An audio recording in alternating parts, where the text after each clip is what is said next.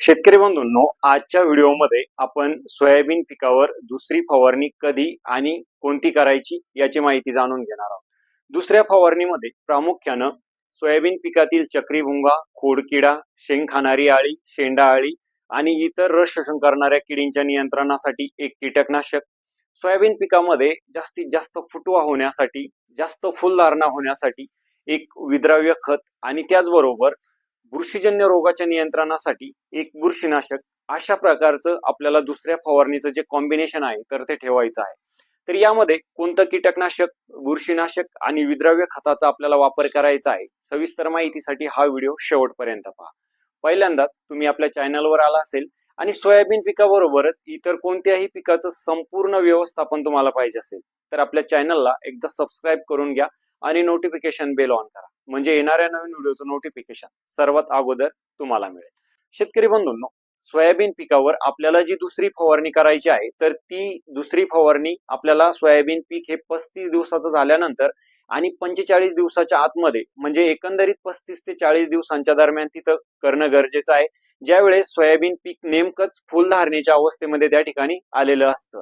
तर या काळामध्ये सोयाबीन पिकातील चक्रीभुंगा, खोडकिडा, शेंग पोखरणारी अळी किंवा शेंडा अळी, पान खाणारी अळी यासारख्या अळ्यांचा जे आहे तर ते सोयाबीन पिकामध्ये प्रामुख्यानं जास्त प्रादुर्भाव आपल्याला त्या ठिकाणी पाहायला मिळतो. तर त्याच्या नियंत्रणासाठी आपल्याला एक चांगलं कीटकनाशक याच्यामध्ये घेणं गरजेचं आहे, ज्या कीटकनाशकाचा प्रभाव हा दीर्घ काळ आपल्याला तिथं पाहायला मिळेल आणि चांगला रिझल्ट त्याचा मिळेल. तर याच्यामध्ये तुम्ही सिजेंटा कंपनीचं जे इव्हिसेंट नावाचं कीटकनाशक आहे, ज्याच्यामध्ये इमामॅक्टिन बेन्झोएट 5% आणि लुफेन्युरॉन 40% WC स्वरूपामध्ये आपल्याला मिळतो.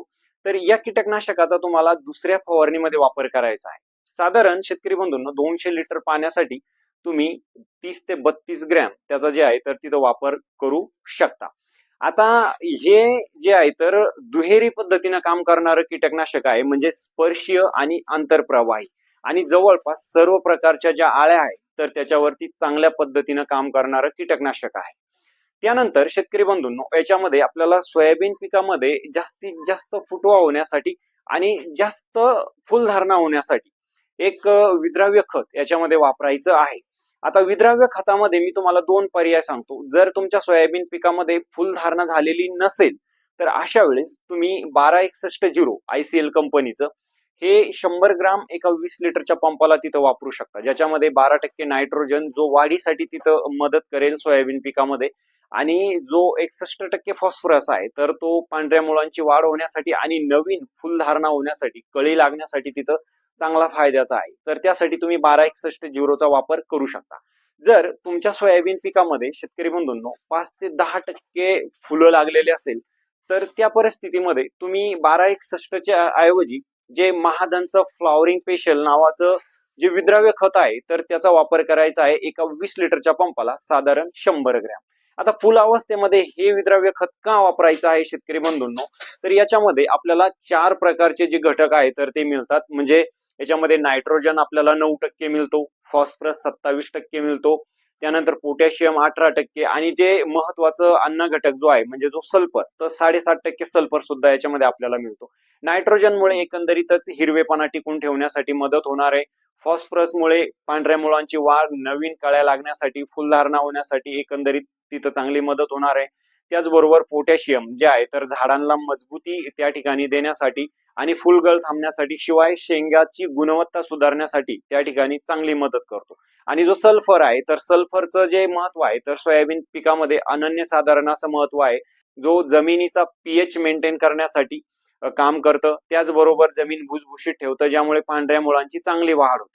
त्याचबरोबर सोयाबीन पिकामध्ये शेंगाची गुणवत्ता आणि तेलाचं प्रमाण वाढवण्यासाठी सल्फरची अतिशय जास्त गरज असते आणि क्लोरोफिलच्या निर्मितीमध्ये सुद्धा सल्फर हा महत्वाची भूमिका बजावतो. त्याच्यामुळे आपल्याला हे महादन फ्लॉवरिंग स्पेशल जे आहे तर फुल अवस्थेमध्ये तिथं चांगलं फायद्याचं ठरणार आहे.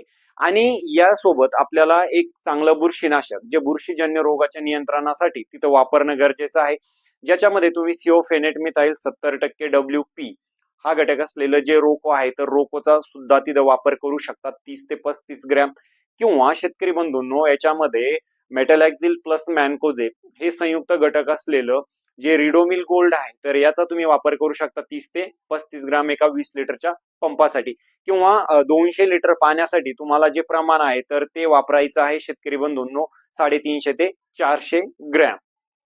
अशा पद्धतीनं सोयाबीन पिकामध्ये जी दुसरी महत्वाची फवारणी आहे तर ती आपल्याला करून घ्यायची आहे साधारण 35 ते 40 दिवसाच्या आसपास. जबरदस्त फुलधारणा तुम्हाला ही फवारणी केल्यानंतर सोयाबीन पिकामध्ये त्या ठिकाणी पाहायला मिळणार आहे. ही माहिती तुम्हाला कशी वाटली कमेंट करून नक्की सांगा. व्हिडिओ आवडला तर व्हिडिओला लाईक करा आणि जास्तीत जास्त सोयाबीन उत्पादक शेतकरी बांधवांना हा व्हिडिओ शेअर करा. नवीन माहिती घेऊन पुढच्या व्हिडिओमध्ये भेटूया. तोपर्यंत नमस्कार.